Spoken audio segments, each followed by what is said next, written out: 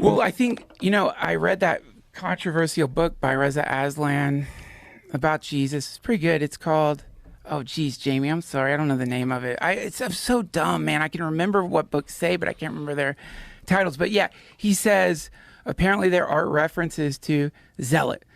And it's controversial. I know some people don't like it, but I enjoyed it. But it says, like, apparently there are references to a Jesus, but never described as Messiah, but as a magician who was going around healing people and stuff. Oh.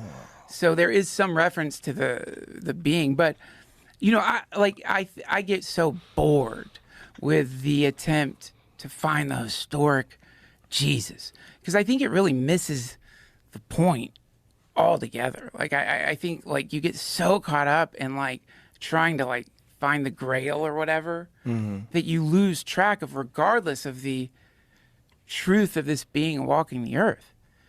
Does it change the substance of like the parables and their referencing of some realm, a transcendent realm, a possibility outside the suffering of the mundane world, outside of like sucking emperor dicks so you can get a little bit of power?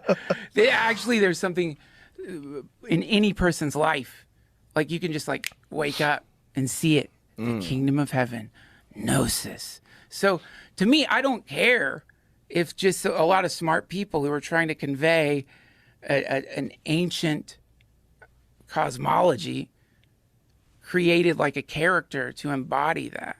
Because I don't think that was, to me, that's not the point. I know for a lot of Christians it is, and I don't mean to offend y'all. It's just, I'm sure any Christian out there, if you're not like wrestling with the Bible anyway, you should wrestle with it. It's meant to train you and get into your head and like grab you and confuse you. And then it's an amazing work.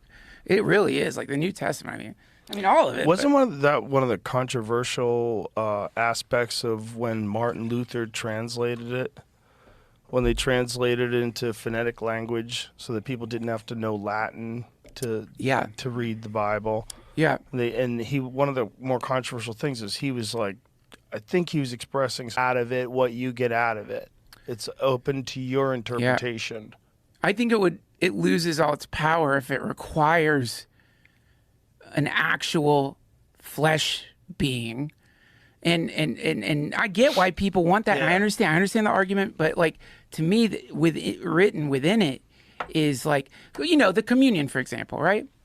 Jesus never said, here's how we are going to do communion. He did like say something really quite beautiful about, which is like exactly like maybe the sweetest thing you can say to your friend if you're dying, which is, when you eat good food, remember me.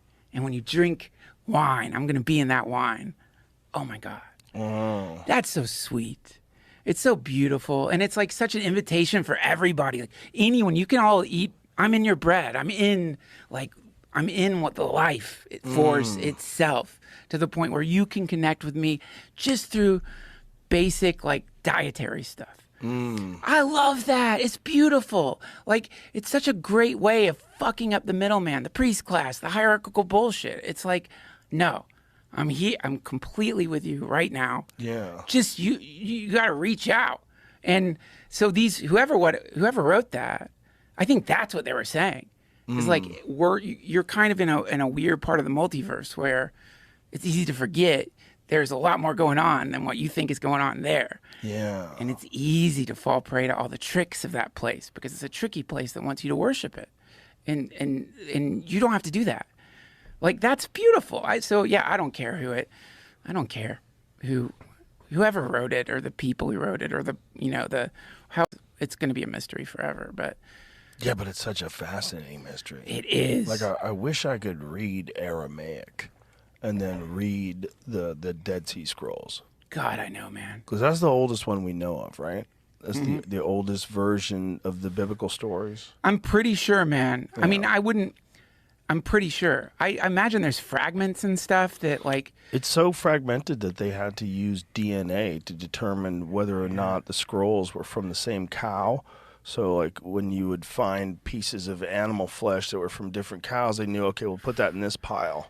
God damn, dude. That would have been a fun archaeological dig to be working on. Like, oh, But also, what a mind fuck. You know, like trying to piece that puzzle together and Yeah. try to figure out how old is the Dead Sea Scrolls? Like 4,000 years old or something? dude, I don't know. I have no idea. See how old the Dead Sea Scrolls are. I know they found them in Qumran. They found them in clay tablet or clay pots. 3rd century BCE. Wow. Wow. Yeah, man. I mean, then like when you get into like the Torah, Hebrew, when you get into like a lot of the stuff Jesus was referencing, and you realize like not only is it like powerful writing with like incredible parables in it about like ways society collapses or families collapse or a life collapses, it also is like mathematical, like that you know, I can't remember the name of it. There's a whole thing where you like the number, you know, I know we've talked about this, God and nature, same number, like God and love is the same. that. Yeah. So yeah, it's what the fuck? It's ancient Hebrew. Their numbers doubled as letters. Yeah, and then you see there's an intentionality to that patterning. Yeah. And so then you realize like, oh, so like on top of telling these powerful stories, they figured out a way to encode within the powerful stories more information Yeah. that only people are going to find if they dig deeper, that's designed to be there for you if you want it.